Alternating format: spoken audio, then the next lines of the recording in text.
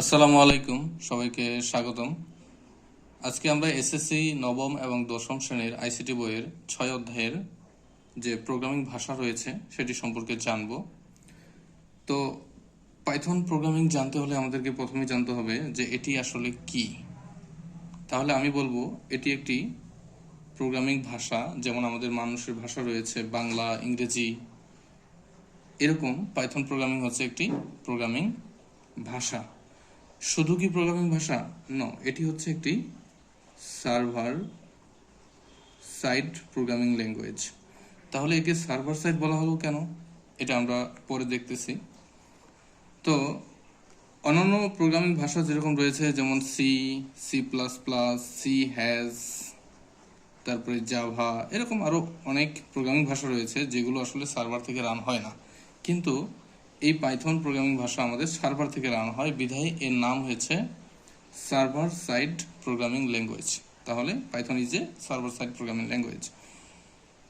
আচ্ছা, এই পাইথনকে আমরা যদি রান করতে চাই আমাদের কম্পিউটার অথবা মোবাইলে, কম্পিউটারে, তো সেখানে আমাদের দুটি মাধ্যম প্রয়োজন। একটি হচ্ছে পাইথন সার্ভার, যে কারণে আমরা বলছি এটা হচ্ছে server side programming language, Python server প্রয়োজন।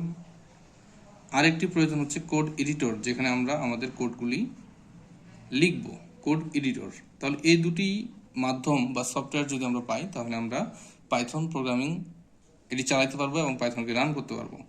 তাহলে একটি আমাদের পাইথন সার্ভার প্রয়োজন, যেটি আমরা ডাউনলোড করে ইনস্টল করে নেব, এর কাজ শেষ। আরেকটি রয়েছে যেটি কোড এডিটর। এই কোড এডিটরে আমরা অনেকগুলো কোড এডিটর রয়েছে আমাদের, যেমন ভিজুয়াল স্টুডিও কোড রয়েছে, তারপরে আমাদের সাবলাইম রয়েছে, এরপরে আমরা নোটপ্যাড রয়েছে আমাদের কম্পিউটারে, নোটপ্যাড দিয়েও আমরা করতে পারি। যেটি আমাদের বইয়ে রয়েছে থনি, আমাদেরকে সাজেস্ট করছে যে তোমরা থনি সফটওয়্যার দিয়ে এই কাজটি করবা। তাহলে এই দুটি মাধ্যম যদি আমাদের কমপ্লিট হয়ে যায়, তাহলে আমরা আমাদের পাইথন কোডকে লিখতে পারবো।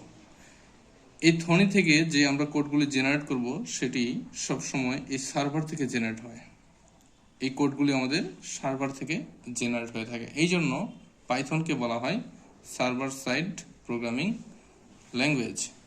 আচ্ছা, এটি কম্পিউটার বা ল্যাপটপের বিষয় গেল। আমরা যদি চাই যে আমাদের মোবাইলে আমরা আমাদের এই কাজটি করে থাকবো বা শিখবো, আমরা যেমন এই ভিডিওটি দেখতেছি একটি মোবাইলে, তাহলে একটি মোবাইল হইলেই আমরা আমাদের পাইথন কোডগুলি কিভাবে রান করতে পারি সে বিষয়ে জানতে গেলে আমাদের মোবাইল অ্যাপ্লিকেশনে যেতে হবে। মোবাইল অ্যাপ্লিকেশন আমরা যদি মোবাইল অ্যাপ আমরা যদি প্লে স্টোর, গুগল প্লে স্টোরে প্রবেশ করি, মোবাইল অ্যাপ আমরা গুগল প্লে স্টোরে যদি যাই, তাহলে এখানে আমরা দেখব যে পাইথন কোডপ্যাড নামক একটি অ্যাপস রয়েছে, যেখানে আমরা পাইথনের কোডগুলি করে থাকতে পারবো। তো এই কোডপ্যাড আমরা ইনস্টল নিলেও আমরা কাজ করতে পারবো। এই বিষয়ে আমি এই ভিডিওর যে প্র্যাকটিক্যাল অংশ রয়েছে সেখানে দেখিয়ে দেব মোবাইলের মাধ্যমে। তো আমরা পাইথনে ধরে নিলাম আমাদের এই কাজগুলি কমপ্লিট, কম্পিউটারের যদি আমরা করে থাকি সেই কাজগুলি কমপ্লিট, অথবা আমাদের পাইথন অ্যাপ্লিকেশন যেটি রয়েছে পাইথন কোডপ্যাড, এটি ইনস্টল করা কমপ্লিট। তাহলে আমরা প্রবেশ করে প্রথম উইন্ডোতে আমরা যেটি পাবো, এটি হচ্ছে আমাদের একটা উইন্ডো। এটি একটা উইন্ডো। তো এই উইন্ডোতে আমরা কি কি দেখব?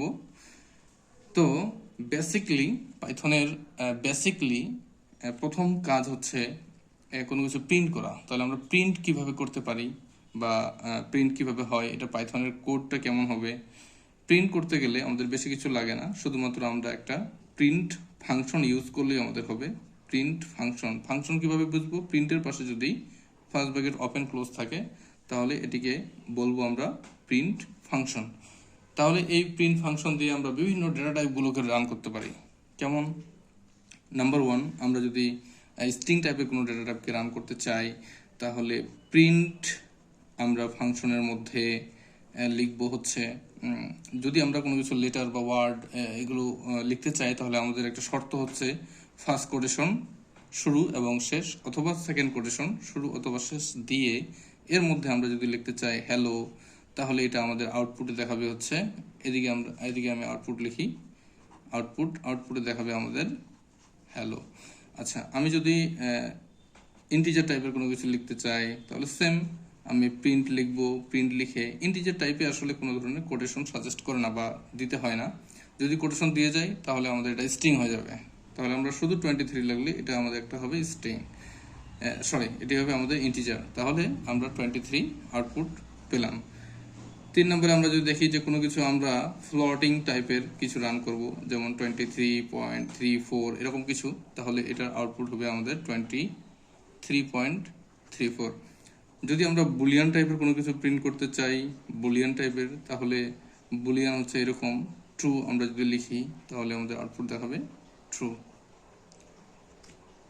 আচ্ছা, যদি আমরা ফলস লিখি তাহলে আমাদের আউটপুট দেখাবে হচ্ছে ফলস। এটি কি কাজ করে থাকে? এটি হ্যাঁ অথবা না এরকম কাজ করে থাকে। তো এই বিষয়গুলি আমরা দেখলাম শুরুতে যে পাইথন একটি programming language, server side programming language. এটি অন্যান্য প্রোগ্রামিং ল্যাঙ্গুয়েজ থেকে সম্পূর্ণ একটু আলাদা।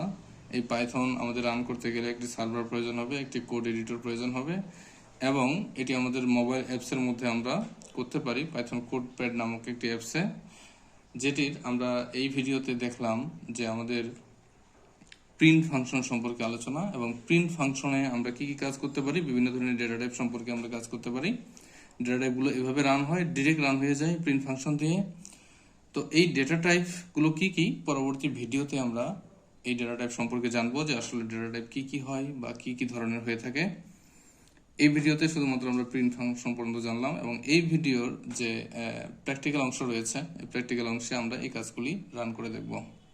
ধন্যবাদ সবাইকে।